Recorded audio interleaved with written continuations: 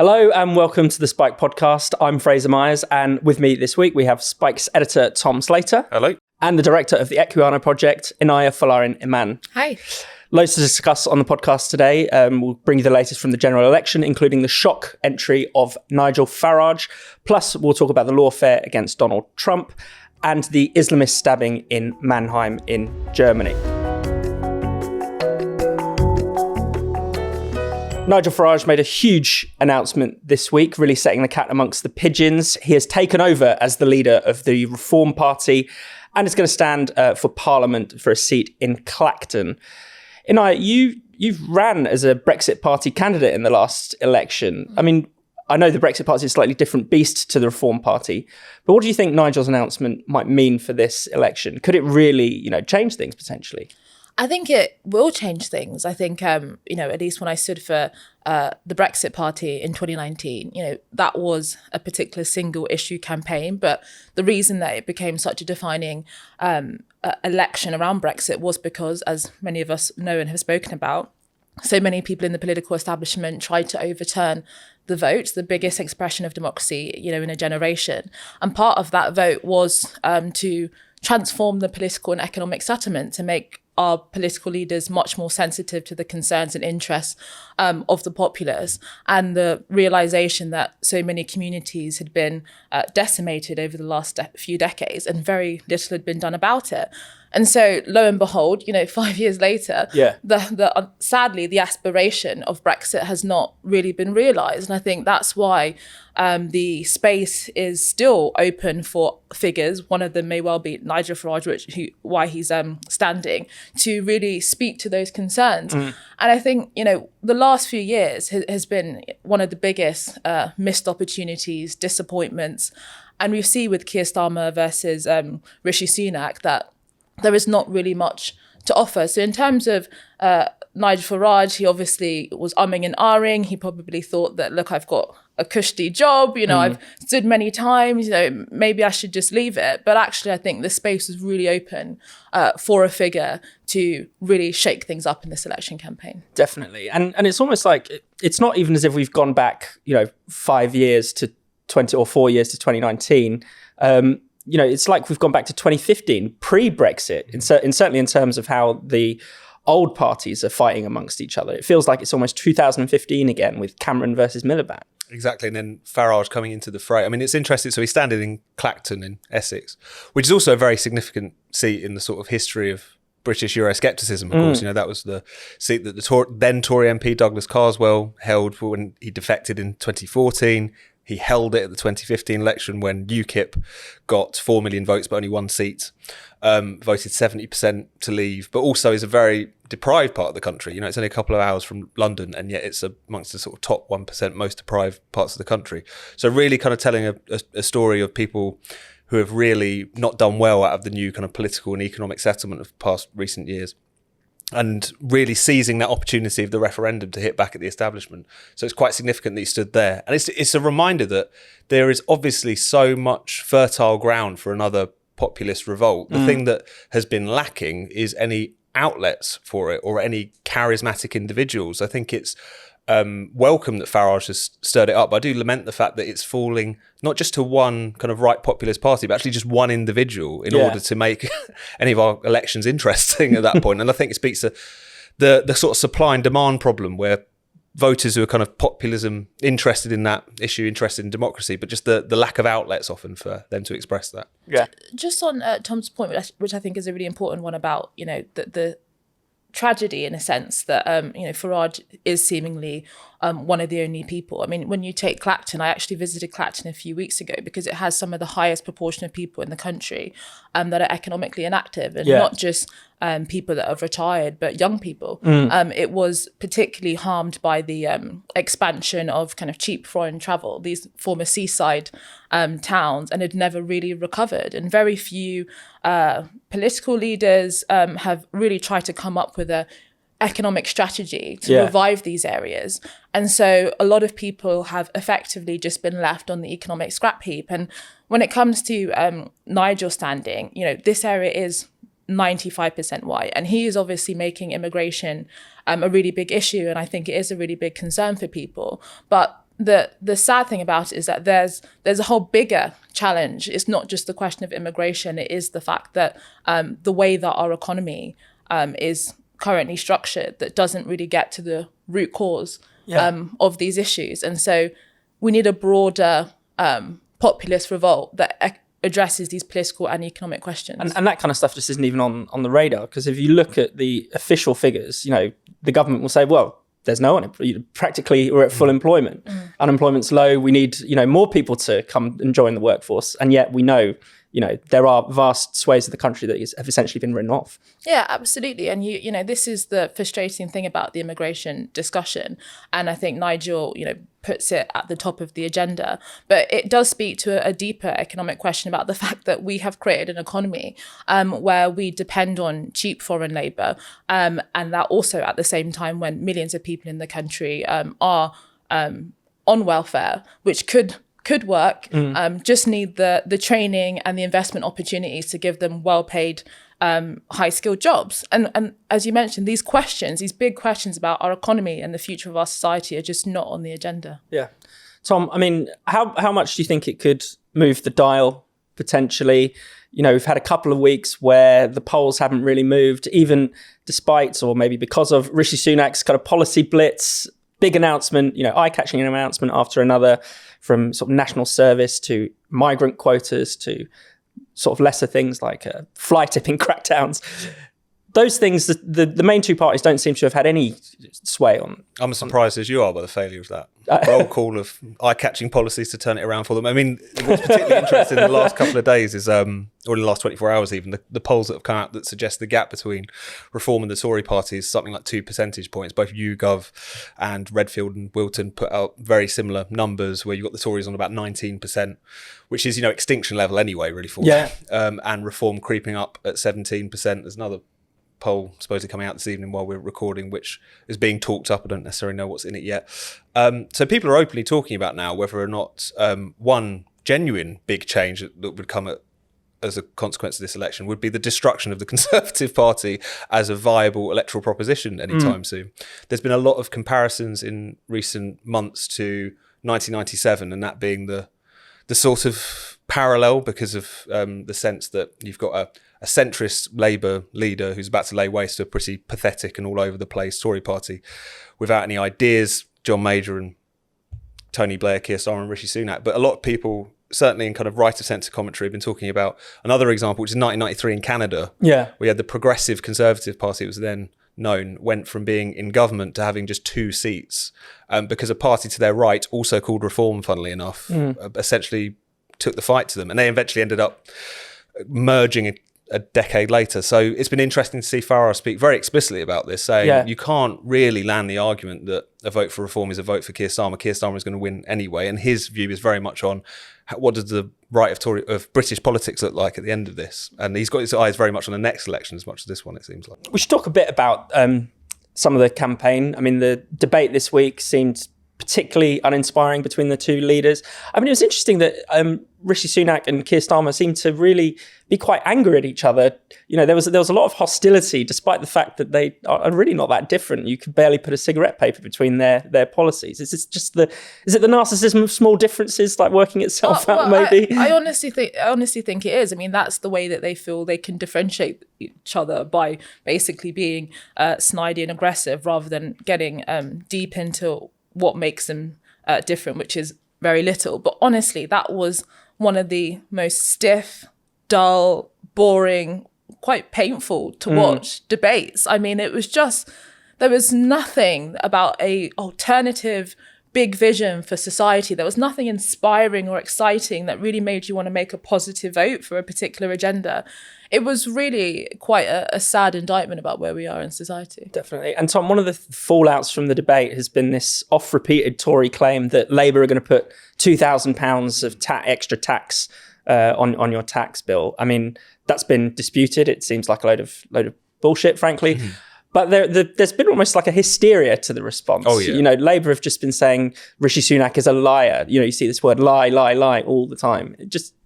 Especially because, first of all, some slightly inflated figures put out by a political party in the midst of an election is hardly the most outrageous and brand new thing that we've ever seen. Yeah. I think it's particularly hypocritical in the context of the fact that Labour are continuing to hammer their own nonsense claim statistic about the Conservatives, which is that they're going to abolish national insurance basically immediately to the tune of 30 or 40 billion pounds, which is not Tory party policy, in the same way that the only way that they seem to have managed to generate this £2,000 per household figure is by, again, just adding things to that calculation which aren't Labour policy either. So and spreading it over 4 years, which I thought was interesting. £500. £500 times 4, which, by that measure, someone on the minimum wage could say, I'm on 90 grand. Yeah, I mean, it's ridiculous. It's ridiculous, but at the same time, we've come to expect this, and it is just the sort of thing where it's odd that there's very selective outrage about dodgy statistics, depending on who they're coming from, I suppose. Yeah.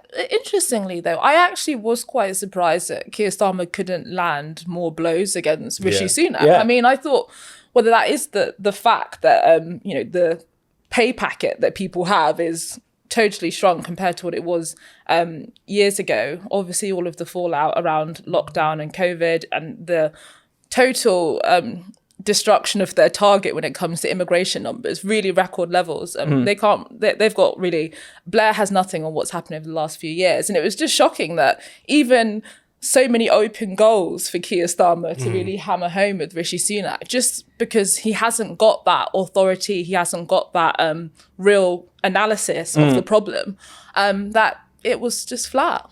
Well, yeah, I mean, and Tom, you've made this point in your video earlier this week that people should check out on Keir Starmer. I mean, we don't know. Does he know what he thinks? I mean, one of the things he criticised Rishi Sunak for was being the most liberal prime minister ever on immigration, but he campaigned for freedom of movement. So you just don't know where you stand. Yeah, I mean, there's not a single issue almost. It feels like that Keir Starmer hasn't expressed almost entirely contradictory positions on. Like, as you said in this video we put out this week, we sort of provided the receipts on various different things that he said, whether it was Brexit, whether it was gender, whether it was eco-activist protest, just all of these things he's completely flip-flopped on.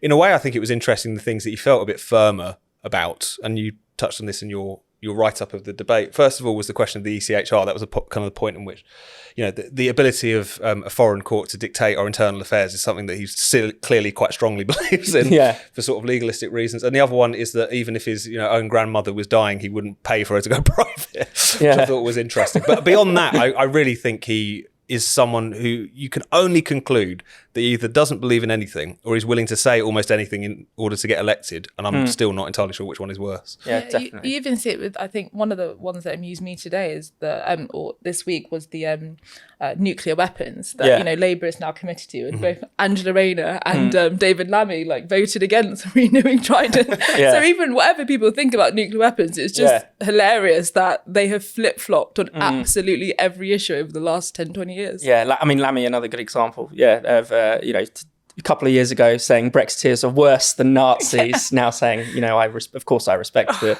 Brexit referendum. Amazing. We should go back to Clacton briefly before we move on to more substantial issues. This is Nigel Farage getting, I guess, an unwelcome gift from an angry local.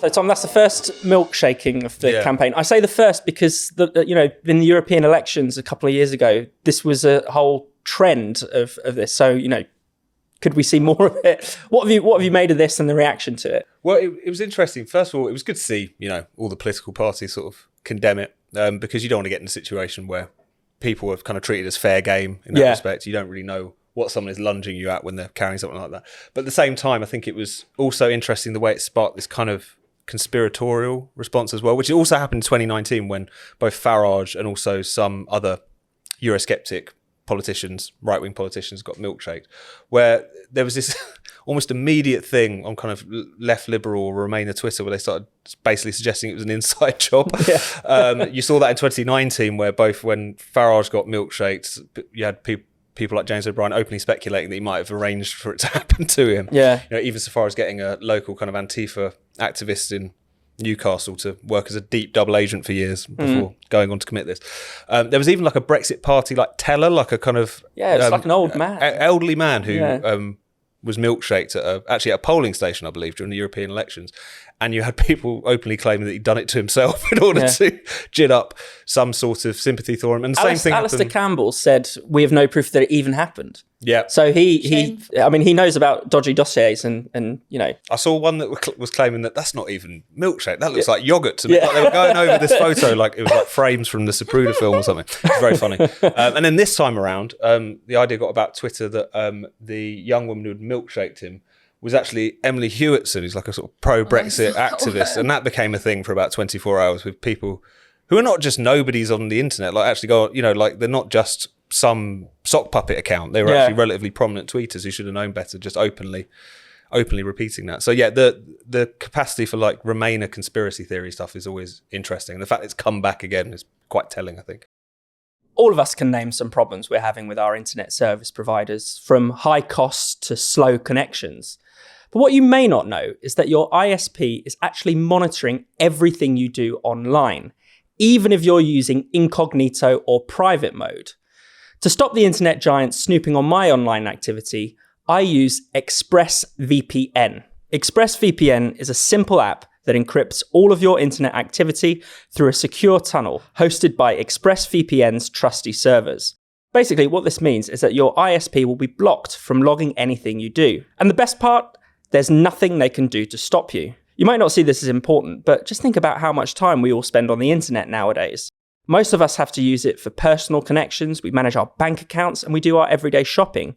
ExpressVPN is simply there to make sure that all of these private things stay private. Now, that might sound overly technical, but using ExpressVPN is actually really easy. All I had to do was download the app, tap one button, and I was all set. Now, when I go about my day as normal, ExpressVPN quietly protects me in the background. ExpressVPN works on all devices too, including TVs, phones, and laptops. And unlike some of its competitors, ExpressVPN won't slow down your connection. That's why it's rated the #1 VPN service by CNET. So, secure your personal data today by using the VPN that I trust to protect my online privacy. Visit expressvpn.com/spiked. That's expressvpn.com/spiked to get an extra 3 months for free. Go to expressvpn.com/spiked right now to learn more. Right, so last week, Donald Trump was found guilty of all 34 counts of falsifying his business records. Inaya, I mean, depending on someone's point of view, you either think this is, you know, a great moment, a great strike for justice, that nobody is above the law, or you see it, in my view, rightly, as an outrageous attack on the rule of law and on democracy. I mean, how do you see it? I mean, I just think it is disgraceful. Like, I mean, Donald Trump is far from an angel and you know, far from a perfect human being. But it is clear that these investigations, these legal troubles that he has been under, is fundamentally politically motivated. And it is a way to prevent voters really from being able to have a choice in the election by attempting to remove a particular candidate almost by stealth.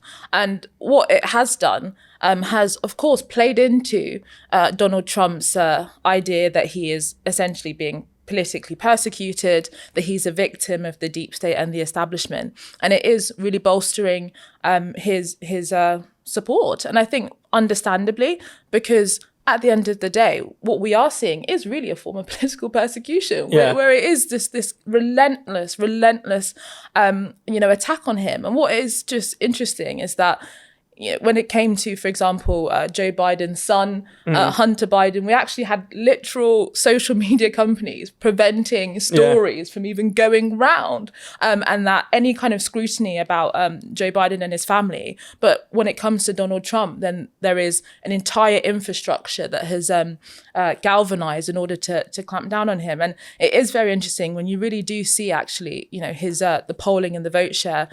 One of the things is that I think Spiked has written about that is fascinating, that his polling amongst African Americans and Latin Americans is really just shooting up. Yeah. And, part of that is because they resonate with many of the frustrations of every other American person. But I think they also see this attempt to take away their vote, to patronize them, and to frame Donald Trump in a way that doesn't really reflect the reality. So I think it's just another example that will only further bolster his cause. Yeah, I mean, Tom, there were some polls, before the verdict suggesting that independents would not want to vote for a convicted criminal. But I think, a lot of independent-minded, non-aligned people do see this as a stitch-up. Mm-hmm. Oh, absolutely. And I think you've seen that in a lot of the response to it. I think people were quite unsettled by this. I could easily see a situation in which it would still dampen his prospects because of the fact that it's a reminder of the drama, if nothing else, and whatnot. But at the same time, I think a lot of people who, if they weren't just sort of committed anti-Trumpists, looked at this and thought this is something at the very least very fishy. And I think it is important to say, even though this has been pointed out many times, not just on Spikes, but obviously in American commentary, but just how questionable, particularly this indictment was. Yeah. This was effectively kind of falsifying business records. That was what they want. That was the crime that had been allegedly committed, which normally would just be a misdemeanor, and certainly wouldn't be something so serious that you would haul a presidential candidate through the courts over. But via all these legal acrobatics, the Manhattan District Attorney, who was elected on a Get Trump ticket, effectively, basically inflated them into felonies by this weird theory that by trying to pay off this porn star, his alleged mistress, that this was effectively a form of election interference. It was this whole incredibly complicated, overwrought indictment, which even when it was published at the time, you saw the sort of legal writers from left of centre American outlets like Slate and Vox referring to it as a bit shaky and dubious. Yeah. So the fact that this is what they've got him on, which was often talked about as the weakest of all of the indictments that were presented to him, I think has unsettled a lot of people and demonstrated just the extent to which the justice system has been brought into democratic politics. How much it has been weaponized. And I think particularly in a context where Trump is pitching, as he did in 2016 and 2020, to working class Americans, people who have been kind of pushed out, left out of the political discussion for a long time. That argument, if they can do this to me, they can do it to you too, will resonate as a consequence of all of that. And there's a sort of irony, isn't there, that, Trump famously in the 2016 election got people to chant, lock her up, about Hillary Clinton. Now, that was never really a serious threat. But the Democrats have actually done the thing that they were terrified that Trump would do. The thing that, had he done it to his opponents, would be a sign that he's literally Hitler and the most authoritarian leader that we've ever had. Yeah, absolutely. And, this is what is kind of worrying about it, because for all we know that, if Trump does get elected, then he will have lots of people in his supporters, angling for the similar thing to happen, against their political opponents. And they've essentially laid this groundwork. And, we saw this even during Trump's time, that so much was prevented from being done because of these false accusations of him colluding with Russia. Yeah. And it took so much political energy from American life that he was almost incapable of being able to do anything because he was blocked. But you saw this similar thing when it comes to Trump's I think outrageous claims that he didn't lose the election. But we know that Hillary Clinton effectively said the same thing when she lost. She's still saying it. Yeah. And she says the next one's going to be stolen. Exactly. So it's now just becoming this kind of back and forth when the real issues facing American society are completely sidelined because of this anti-democratic warring that you're seeing from the Democrats. But as we said, the Republicans may well end up doing the same thing in response. Yeah, and I suppose it is, as you say, the actual issues are being sidelined because as polling shows that most Americans don't want to vote for either Trump nor Biden, even if Trump is, edging things at the moment.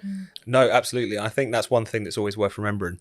I think it's talk about terrible choice. You've got one side pointing out that one of them is now technically speaking at least a convicted felon, and the other side pointing out that the gentleman on the other side of the aisle is barely conscious most of the time. There's actually some Wall Street Journal reporting this week about even people within Joe Biden's own circle kind of saying that, oh God, he's really losing the plot now. Yeah, I mean, he was on stage for these D-Day celebrations in France and with Macron, and he could barely walk. This is actually really quite... It's like elder abuse. It's quite disturbing. Free Joe Biden. And this is not some kind of just cheap political point. It is absurd that the leader of one of the most important countries in the world at a time of, geopolitical antagonisms and all of these different hostilities we're seeing globally can barely string a sentence. I don't think that that's very good for America's authority and reputation at the moment. So let's talk about this terrible stabbing in Mannheim in southwestern Germany. 5 people are injured. A policeman was killed by an Islamist. The suspect is believed to have come from Afghanistan in 2014. The reaction to it has been, certainly from the German political class, and I think throughout the rest of Europe, to be fair, has been quite muted, alarmingly muted. And this is often the case when there are Islamist attacks, or at least suspected Islamist attacks. Exactly. I mean, at first it was interesting that there was this reflex to try and generalize what was going on. So even the fact that some of the evidence would point towards a potential Islamist motivation, you've now got the sort of justice minister in Germany now suggesting that might well be the case. But at first it was very much statements from the chancellor, from the president, saying things to the effect of there's a climate of too much hatred and toxicity in public life at the moment, as if the problem was that too many arguments around the European elections were getting out of hand on social media, and therefore this is the natural consequence of that. A willful ignorance, attempt to downplay what could quite clearly be the motivation here. And I think particularly this comes in the context of only a few weeks ago now, there was that foiled Islamist attack in Germany, or at least it was being planned to try and basically sort of stab and assault Jewish people. There was also that foiled Hamas-linked attack in Germany back in December, I think, which has kind of been totally forgotten about now. But in Germany, there was these plotters who were apprehended. So this is quite clearly a near and present problem. There's been a lot of talk about the potential terror threat in the run-up to the Euros, the tournament. And the Paris Olympics as well. Exactly. A plot was it's not foiled. like this isn't something which is a real pressing issue, and yet not unlike we've had in our own discussions of Islamist terrorism in the UK, there's just an attempt to try and suggest that it's just a byproduct of the toxicity in public life rather than a very specific political, religious, intolerant threat. And it's interesting in this case. I mean, there's been almost a defaming of the victims. I mean, the person attacked a rally for a group called Pax Europa, and it's anti-Islamist campaign. And, a lot of the headlines would say stabbing at far right rally, one of the victims called a xenophobe and an Islamophobe, as if to say they brought it on themselves rather than, being able to look this Islamist problem in the eye. I mean, I remember almost a similar thing happened with the Charlie Hebdo attacks when in France, when there were some people were saying, well, some of their cartoons were, Islamophobic and racist. And I mean, it's really quite sickening stuff. And I think, I really try and think about why is it that the political elite are so uncomfortable and unable to confront such an important issue, that affects everybody in society, that you have what appears to be a sizable and potentially growing number of people that not only dislike their society, loathe it, despise it, and want to cause people serious harm. If there's anything that the state is meant to do, presumably it is to keep us, safe from threats. And this threat is not just a physical threat, it is an ideological threat. Some really shocking statistics. The highest per capita young Muslims relative to their population that went to join Islamic State was Finland. Then Belgium, then Ireland, and then Sweden. These aren't countries that are riddled with hate and racism and marginalization. Actually, these have huge economic and social development and huge opportunities for people. And I think it's such an abdication of responsibility to citizens, but particularly Muslim individuals who want to live free, happy lives, to essentially allow these hardcore ideologues to recruit and get off scot-free when it comes to public debate. And I think that's a real tragedy. And I think it's devastating that the political class continue to refuse to look this in the face. And I think it's interesting, the countries you've named, none of them are Islamic countries. It's not people from Morocco or Algeria going off to join Islamic State necessarily, or things like that. So to me, that suggests, there needs to be something deeper, a deeper discussion than, often the right-wing response is just, well, let's just deport more people. It's just immigration. We can't have people coming from XYZ country. It's not quite No, Right. there is a particular form of Muslim identity politics that seems to develop in the West that intersects with a lot of the grievance politics that you see across the board, a lot of the rhetoric, particularly, within liberal institutions that encourage people to feel ashamed of their society. And there may well be very real alienation about being a minority, in historically, ethnically homogenous societies. And as you mentioned about a lot of Muslim countries, I think there are lots of different ways in these countries to be a Muslim. And actually, oftentimes, that the dominant sense of what it means to be a Muslim is a moderate type. But I think for a lot of young Muslims today, there are seemingly few options, and the most vocal option, which seems to tell young Muslims what it means to be that identity, is a Islamist hardcore option. And I think that is something that needs to be tackled within society. Tom? At the same time, I have been struck by the speed with which the migration part of the debate has tried to be shut down in Germany. Yeah. So the German Greens going to come out and say anyone who's trying to suggest that we should, tighten up our rules as a consequence of this is, stirring up hate and weaponizing this issue and so on. And politicians of all stripes need to take this question a lot more seriously, because we have had a spate of terrorist attacks across Europe, which have been perpetrated either by migrants or by people who were trying to settle as refugees. We've certainly seen that in the UK with the Hartlepool attack recently, which has kind of been completely forgotten about now. But a guy who was floating around Europe for years and years and years ends up in the UK, again, kind of rejected by all kinds of different countries on the basis that he was seemingly up to no good in his native Morocco, and ends up stabbing a fellow asylum seeker in the northeast of England. Because he was inspired by October the 7th, and this gentleman had converted to Christianity. So there was all these sorts of cases which float up, raise very serious issues about questions of security, of vetting and so on, which really do need to be tackled if we're going to take the Islamist threat seriously. And also if we're going to take some of the heat out of the migration and asylum debate, because as soon as these things feel like they're so lax to the point where even really nefarious individuals who really want to do harm to existing citizenry can exploit them, it's very difficult to get an argument going about why we should be generous in relation to something like asylum or migration or anything else. So the refusal to deal with that piece of the puzzle as well, I think, will only come back to bite a lot of these supposedly more liberal, pro-migration, pro-asylum parties in the long run. I know that Spiked has a more liberal position. I mean, I'm quite critical about mass migration, but I think, just to Tom's point, I think the inability to have a frank discussion about it is actually producing much more hardline responses, from the right, even in the UK. I mean, even is interesting looking at some of Reform's policies, net zero migration. I think the SDP called for a moratorium. And these actually weren't things we were really hearing. Before 10 years ago, people said, we need to bring it down to the tens of thousands. The pace and scale is too fast and too high.